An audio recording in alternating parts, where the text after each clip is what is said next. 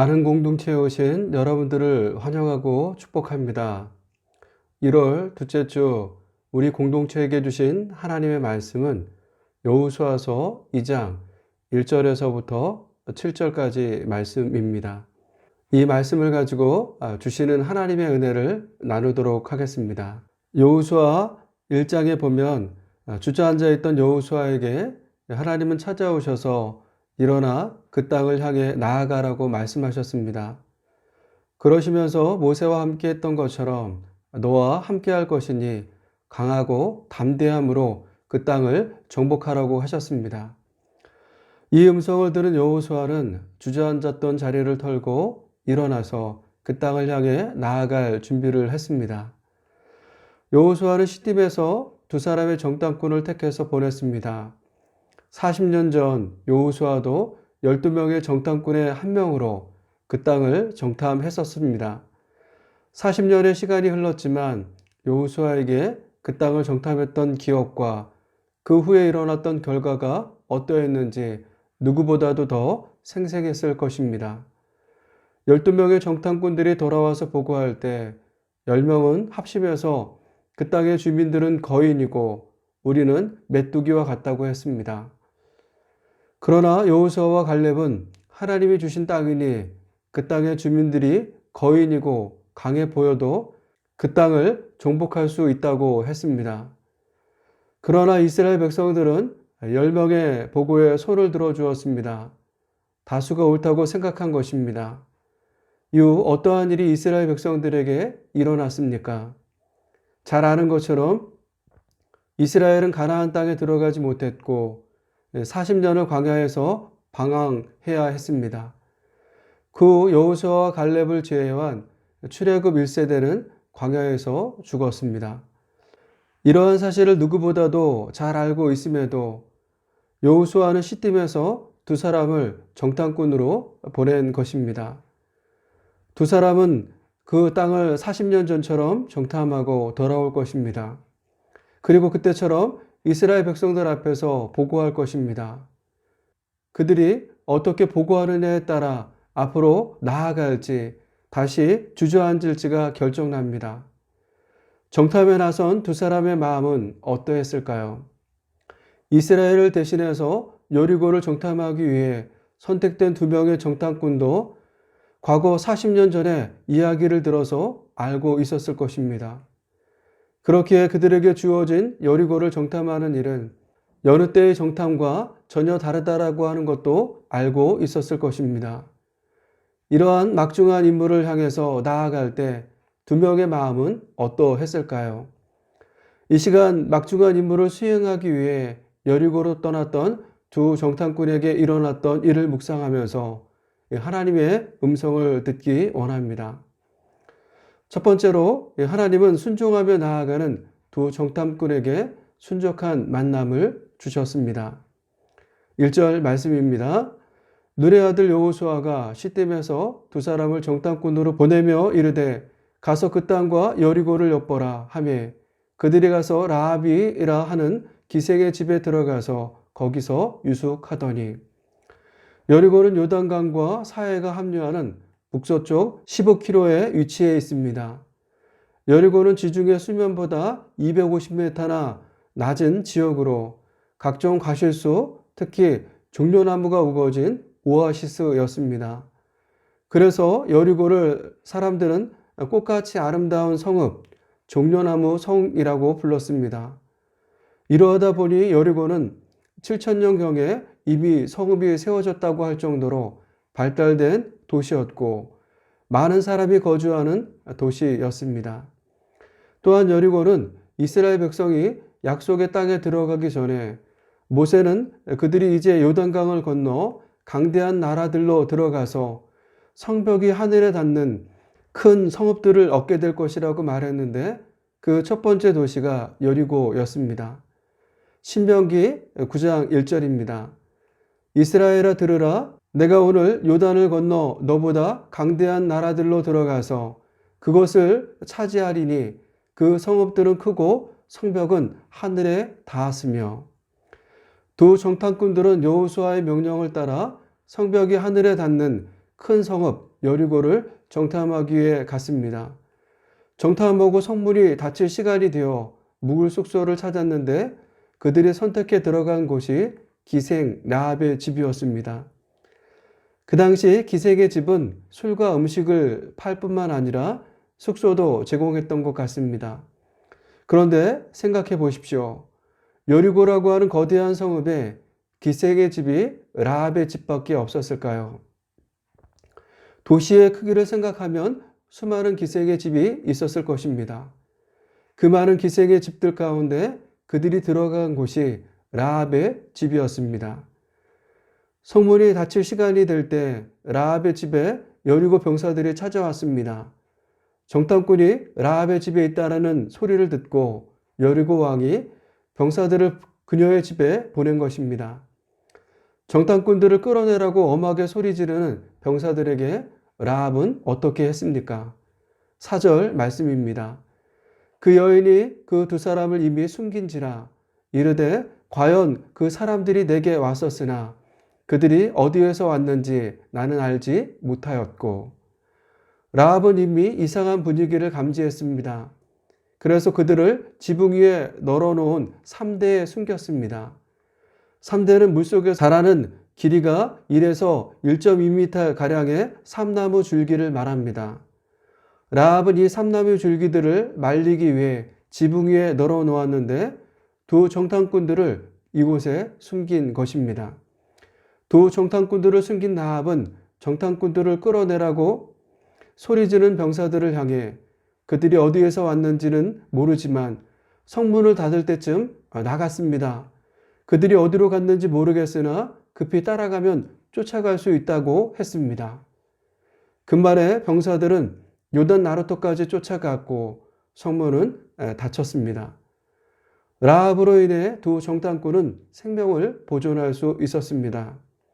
사랑하는 여러분, 정탐꾼들이 많은 기생 중 라합의 집에 들어간 것이나 라합이 이미 이상한 분위기를 느껴 그들을 지붕으로 숨긴 것이나 때마침 지붕 위에 3대를 널어놓은 것이 모두 우연히 일어난 일이었을까요? 아닙니다. 우연히 일어난 일들이 아니라 하나님의 계획 속에서 이루어진 일들입니다. 하나님께서 정탐꾼들을 여리고에 들어가기 전부터 라합을 만나게 할 계획을 하셨고 라합을 통해 정탐꾼들을 보호받을 수 있도록 해 주신 것입니다. 여리고를 정탐하기 위해 선택받은 두 사람의 이름은 나오지 않습니다.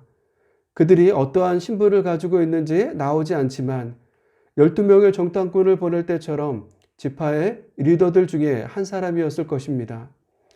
선택받은 것은 큰 명예이지만 그 땅을 정탐한다라고 하는 것은 생명이 걸린 어렵고 위험한 일입니다. 그럼에도 그들은 선택받은 것에 순종했고 여리고로 나아갔습니다. 그런 두 정탐꾼을 하나님은 라합의 만남을 통해 보호해 주셨던 것입니다. 어떻게 보면 라합도 정탐꾼들이 숨겨준 행동은 자신의 생명을 건 큰 결단이었습니다. 그러나 그렇게 하는 것이 하나님의 뜻임을 알았기에 목숨을 걸고 그들을 숨겨 주었습니다. 그러할 때 숨겨준 일이 드러나지 않았고 라합의 생명도 보호받을 수 있었습니다. 오늘도 하나님의 부르심에 믿음으로 순종하며 나아가는 자들에게 하나님은 순종한 만남을 통해 역사하시는 줄 믿습니다. 이러한 순종한 만남의 복이 우리에게 임하시기를 축복합니다. 두 번째로 하나님은 두 정탐꾼에게 라합을 통해 그 땅을 주셨음을 믿음으로 보게 하셨습니다. 두 명의 정탐꾼은 여리고와 그 땅을 정탐하기 위해 온 자들입니다. 여호수아가 그들을 정탐꾼으로 보낸 이유는 여리고의 군사력이 얼마나 되고 군사력이 어떻게 배치되었는지 살피기 위함이었습니다. 또한 소문대로 여리고 성이 견고한지 알고 싶었을 것입니다. 두 정탐꾼은 성실하게 여리고 성과 군사들을 살폈을 것입니다. 그리고 돌아가 보고만 하면 되는데 여리고 병사들에게 잡혀 죽을 위기에 처했을 때 라합의 도움으로 생명을 건질 수 있었습니다. 그리고 뜻밖의 고백을 라합을 통해서 듣게 됩니다. 9절에서부터 11절까지 말씀을 보도록 하겠습니다. 말하되 여호와께서 이 땅을 너희에게 주신 줄을 내가 아노라. 우리가 너희를 심히 두려워하고 이 땅 주민들이 다 너희 앞에서 간담이 녹나니 이는 너희가 애굽에서 나올 때 여호와께서 너희 앞에서 홍해물을 마르게 하신 일과 너희가 요단 저쪽에 있는 아모리 사람의 두 왕 시온과 옥에게 행한 일 곧 그들을 전멸시킨 일을 우리가 들었음이니라.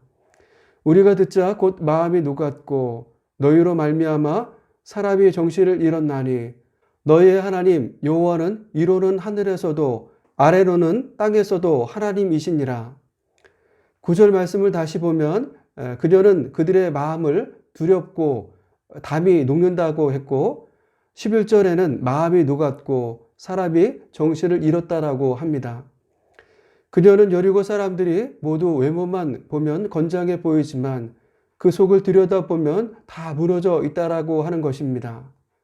왜 여리고 사람들이 라합의 말처럼 두렵고 담과 마음이 녹았고 정신을 잃었을까요?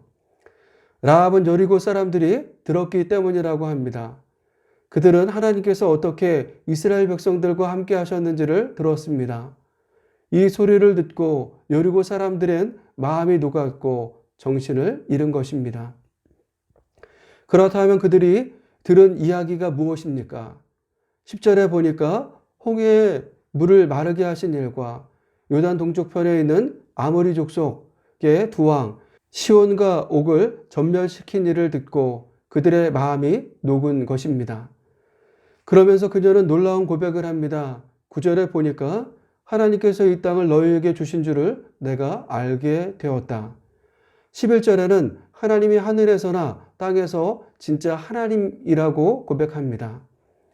엄청난 고백입니다. 그녀가 살고 있는 여리고성은 견고하기 짝이 없는 성입니다.